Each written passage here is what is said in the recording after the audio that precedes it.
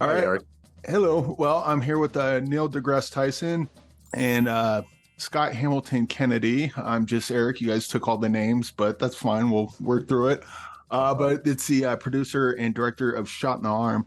I guess I'll start with when watching this documentary, I don't think I fully appreciated what this was about. Because, a lot of the movies we cover are indie movies and documentaries, and so I've seen plenty on like 2020, and I was like, okay, this documentary about COVID is pretty good. But it wasn't until after I was done watching the movie, kind of reflected on it a bit. This isn't about COVID. This uses COVID to kind of accentuate a problem of disinformation and our own personal biases, and this is what happens when it gets left unchecked. Just I can't begin to tell you how pleased I am that you recognized exactly the mission statement of that film.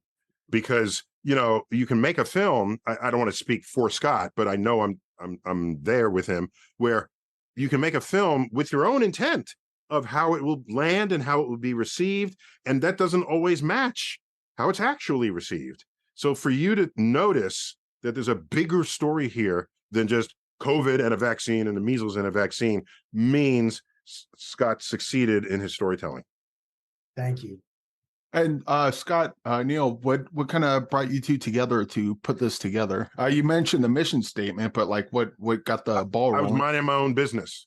Yeah. We met before. We luckily collaborated before.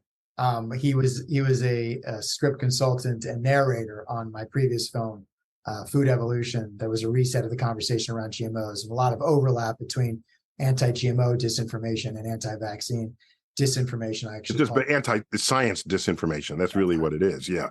And the ties to them saying, don't trust that industry, but here, look at this. We have this other industry we're going to sell you. And so we established a collaboration there and a friendship. And I'm very grateful that he's a mentor to me as well. And when I was making this film, I sent him a rough cut and asked him to tell me how brilliant I was. And he made sure that I tightened up the film and made it better. I saw a 2-hour edit. It's now 90 minutes, of course, but I had a lot of comments on not so much the storytelling, because that's what Scott does, but within the story, he's trying to communicate scientific information in a way that will land sensibly and rationally on a viewer in the receptors of what could be a very broad range of viewers. People on the fence, people on the political spectrum, people who don't trust science, people who do trust science, usually, but not in this case. There's a big variation there. And what I bring to the table, not as an astrophysicist, because I'm not a medical professional, but I bring to the table experience in thinking about how to communicate ideas, facts, information, understandings of a scientific result. And there are places, just to give an example, not that you asked, but this is a good example, where Scott will have, in an interview, someone will make a statement that has scientific validity. And I'll say, well, we don't want to just believe them. Do you have is there a research paper where you can, do a pan on the headline that conveys that, or a graphic that you can produce? Just put that in there so that it's not just words coming off the screen.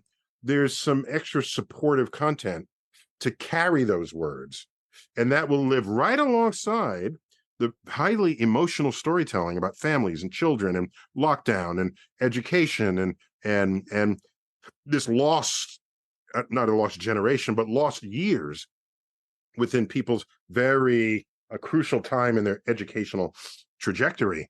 You feel this the whole time. And I didn't want to subtract from that. I just wanted to add. And that was my role as script consultant. And then he promoted me to executive producer. And the last time I'll agree to that. Because what? Only for me, Neil. That's all. just the effort and the exposure and the media and I can do this. But I'm just saying, the working on a film and whatever I'm contributing, it's a fraction of the total time this man has put in over the last 4 years. So I can't ask him for sympathy here. because I know I'm not getting it. It's not going to happen. Well, one of the things I noticed that you did in this documentary is like I think a lot of us know Andrew Wakefield and his legacy, but his biggest sin isn't that he said that vaccines causes autism. It's that in spite of the evidence to show that that is not the case, he still leans into it. Because that's not even his biggest sin. No, wait, hold on. Just to be clear, there's nothing wrong in science with publishing a result that turns out to be false. Okay, nothing that happens all the time on the frontier. Awesome. Okay, so what happened was that result, because it had such implications, cultural, societal, medical implications, the press was all over it, reporting it. But so were other scientists. They said, "Really? Let me double check that. Really? I'm not sure about that." And so that's the normal process. And so what happens is other scientists check that result.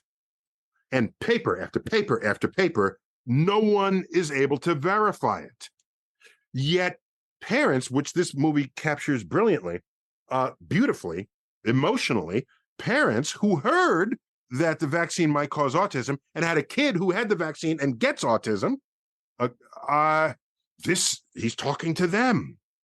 They cannot think outside of the fact that a medical professional validated their suspicions. Yes.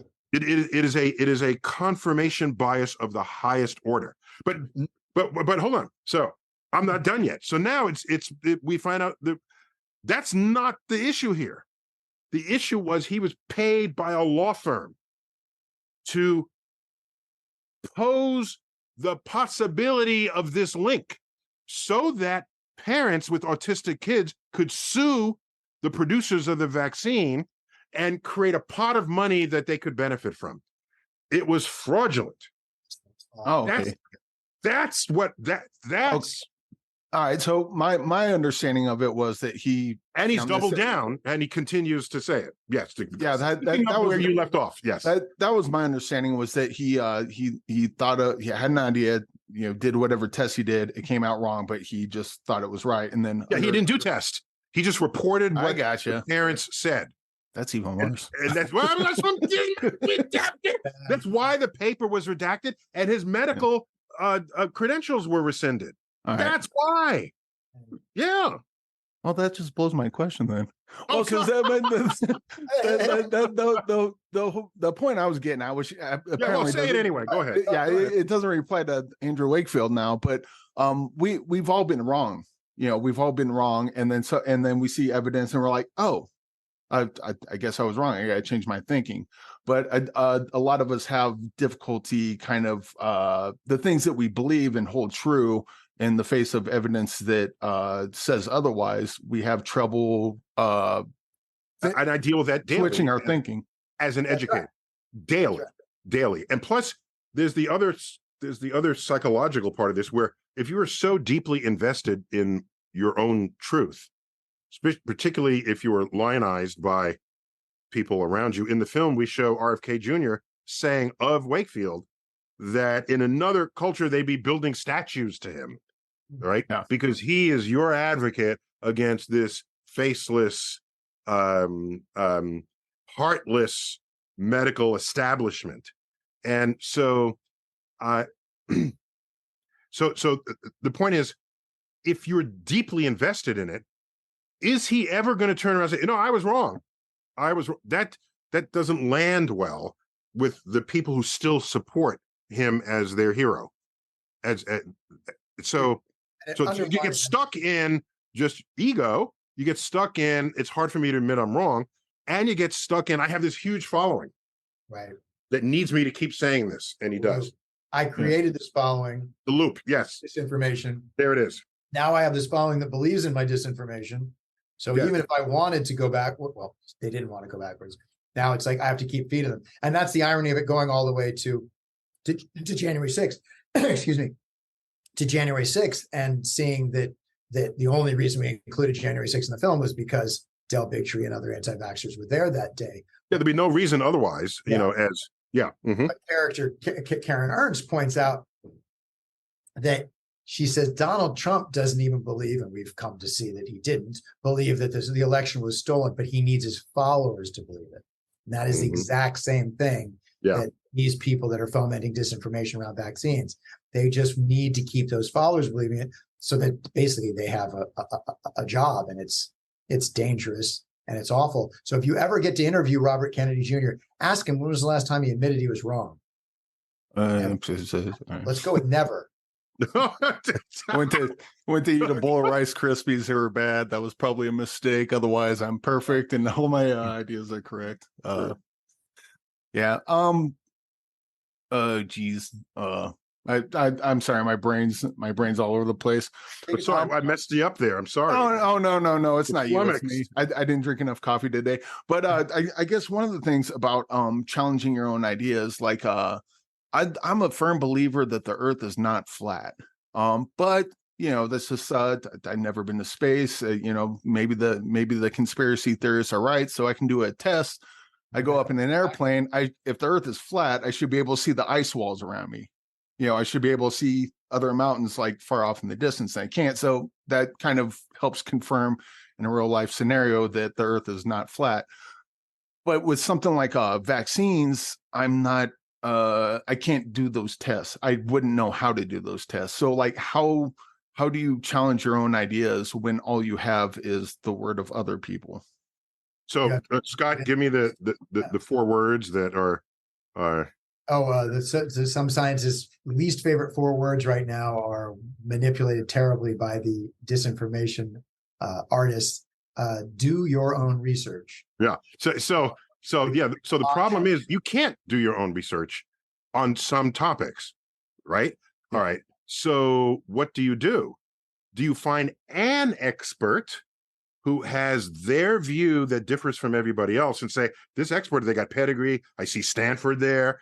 This they're going to follow it. Or do you find the person who's reporting on the consensus of experimental results, which has way more likely to be objectively true than any one person that you follow? So no, you can't say I want to operate on my dog's brain because it has a brain tumor, so I'm going to do my own research. No, you're going to take it to an expert. They spend their lives on neurosurgery. Okay, so this whole idea, do your own research, you have to know how you would invoke that, and how can you do that in a way that leaves you aware of your own biases. Because typically when you do your own research, you type something in and it takes you, and the algorithm sees what you just did, and it takes you right to what you want to hear, feeding the misinformation that you think is true. So it's tricky, Eric, because you're pointing out the natural skepticism somebody might have, and the desire to, which is healthy, and the desire to want to do their own research, and then the frustration that's like, well, why do I have to listen to these other experts? Why can't I find out on my own? And it takes humility, it takes trust, right? That you don't just, I'm not trusting in any given expert, I'm trusting in the repetition of the results from a variety of experts. But then I build trust in an institution if they've proven that they're trustworthy, right? So it takes time. And by the way, institutions by definition in this context is an ensemble of people who are participating in getting the result, not an individual who could be a renegade, fringe, or whatever. Have survived the checks and balances of that institution that have checked them to see if they're right. Some people ruthlessly trying to prove them wrong that might be out of ego of a fellow scientist, but using science to see if they can prove them wrong. So it's a shame that some of these people have come to refer to as, they're not just people that are spreading disinformation are not just corrupt, they're corrosive. They're corroding our trust in these institutions that have taken decades and sometimes centuries for us to come to believe in them. And it's really dangerous. And that doesn't mean we shouldn't check them. Of course we should check them. But that doesn't mean that you try and check them and then you destroy them, which is really lazy and mean and dangerous. Kind of making me appreciate the movie Armageddon. As crazy as that movie is, it kind of nailed the yeah, these scientists know everything about everything, but they don't know jack about drilling. It's like, all right. It's like you don't want to refer to the experts when it comes to science stuff, but you absolutely want to refer to the experts when it comes to drilling, I guess. Don't get Neil started on Armageddon. Get started on Armageddon. But I guess I got one last question, and this one, we have a "What's in the Box" segment, and in the box we have movies that we have people put in that they think are underseen, that like, oh, this one's really good, and no one talks about it. I'd like people to talk about it. So, what's a movie each of you would like to put into the box? Oh, fun! I love that. I want to hear some of the ones that are in the box, obviously, as well. But I'm sure they're on your website. Today I will put in the documentary tradition. Today I will put the film Crumb in the box. So Wow. Crumb is about R. Crumb, a Zap artist from the Really popular in the 70s and 80s. Keep on Truckin', the bumper sticker "Keep on Truckin'" is probably his most famous. But with the feet sticking out, yeah. So brilliant artist. But this is such a beautiful portrait of an artist, of an American family, and it's a very damaged American family, and in the hands of a filmmaker that, who loved R. Crumb, had the discipline and the knowledge and the respect for the art of storytelling to not just slobber at his feet and say, "Oh, he's wonderful, let's just show a portrait of how wonderful." No. Get into the complexities of who this guy is. Have an art critic who completely slams him, and it's hilarious. It's a brilliant film, and a beautiful portrait of an American family. Yeah, fantastic film. I would put in the box Don't Look Up. I love that movie. I love that movie. And I put it in the category of documentary. Same. Oh, Everything I know about the press, social media, human behavior, everything tells me that was a documentary. Well, Scott, Neil, thank you for joining me. you got to give us one. Give us one box. What did you put in the box? What'd you put in what you have? Oh, I mean, I say box movies every week because I'm the host of the podcast. Give us one. I'll give you The Long Walk. The Long Walk. The Long Walk by Maddie Doe. It's not based on the Stephen King book, but there's a Lao filmmaker, Maddie Doe, and her husband made this movie called The Long Walk, and it's really, really good. Okay, thank you. Scary? No, what is it? You have to watch it. Okay, it's different. All right, awesome. But nice meeting you. Where are you based? I'm in Colorado Springs. All right. Oh, no. I'll be down there next year giving a public talk. So. I'll be there. My niece. She's unless I'm in Denver. No, I think I'm in Denver, but that's a stone's throw. It's like 40 minutes away. Yeah. Well, but thank you guys for coming on. And Neil, my niece, she wants to be an astro engineer. I asked her if she wanted to go in space, and she's like, "I want to build the rockets. I don't want to go in one." Yeah, do it. And if she ever does go to space, make sure they have money to bring her back. Okay, make sure the budget is there. All right.